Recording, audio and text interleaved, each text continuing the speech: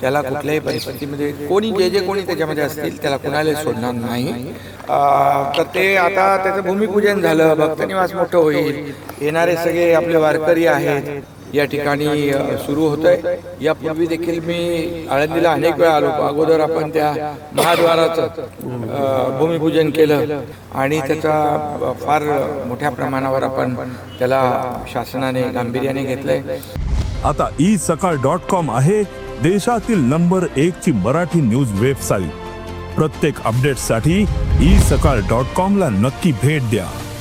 काय सांगाल, आज माऊलींच्या चरणी तुम्ही आलायत, काय मागितले? दंगेकरी सोबत आहेत, काय मागितले? अरे बाबा, काय तुम्ही मागायचं काय विषय? आज आपलं भूमिपूजन होतं भक्त निवास आणि घाटाचं.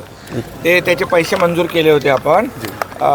तर ते आता त्याचं भूमिपूजन झालं, भक्तनिवास मोठं होईल, येणारे सगळे आपले वारकरी आहेत, माऊलीचे सर्व भक्त आहेत, त्यांना चांगली सोय मिळेल.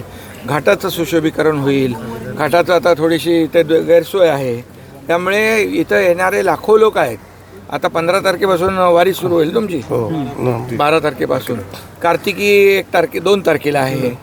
आणि त्यामुळे या सगळ्या पार्श्वभूमीवर हे चांगलं काम विकासाचं या ठिकाणी सुरू होतं आहे.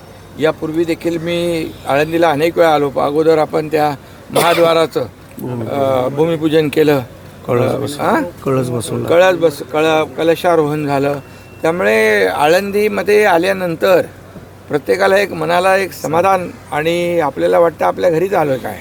आणि त्यामुळे असं माझं तर मी मुख्यमंत्री असताना देखील अनेक वेळा आलो आहे. आताही मी या ठिकाणी जेव्हा ही सगळी मंडळी बोलवतात त्यावेळेस मी येतो. आणि आजचा मला आनंद आहे की आज भक्तनिवासाचं भूमिपूजन होतं आहे. चांगल्या एक दर्जाचं भक्तनिवास होईल, चांगला एक दर्जाचा घाट होईल आणि सर्व आपल्या वारकरी बांधवांना त्याची सोय.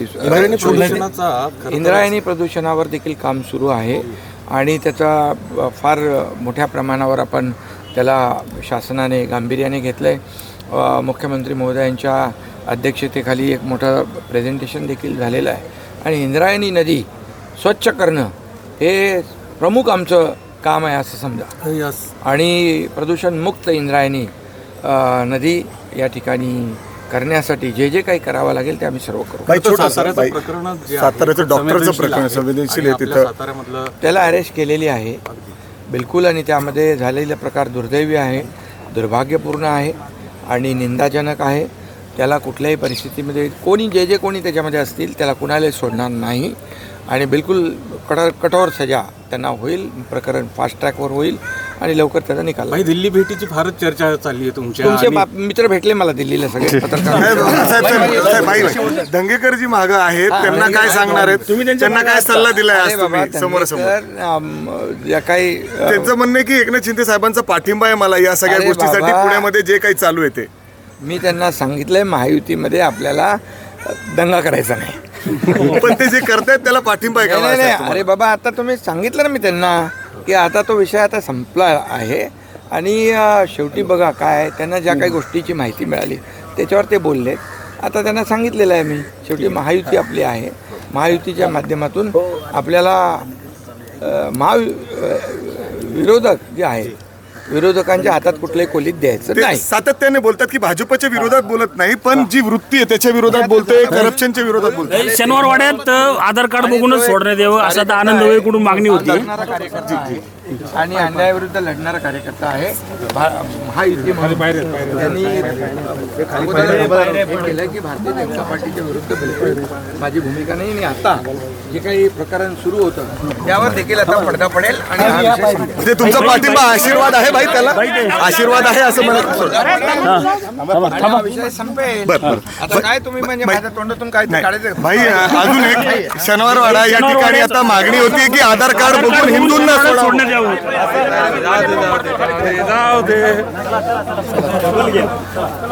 अविनाश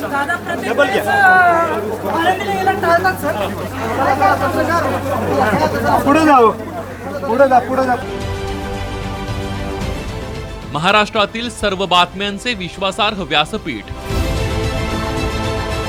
सकाळच्या सर्व सोशल मीडिया प्लॅटफॉर्मला लाईक, फॉलो आणि सबस्क्राईब करा. तसंच सर्व नोटिफिकेशनसाठी बेल आयकॉन प्रेस करायला विसरू नका.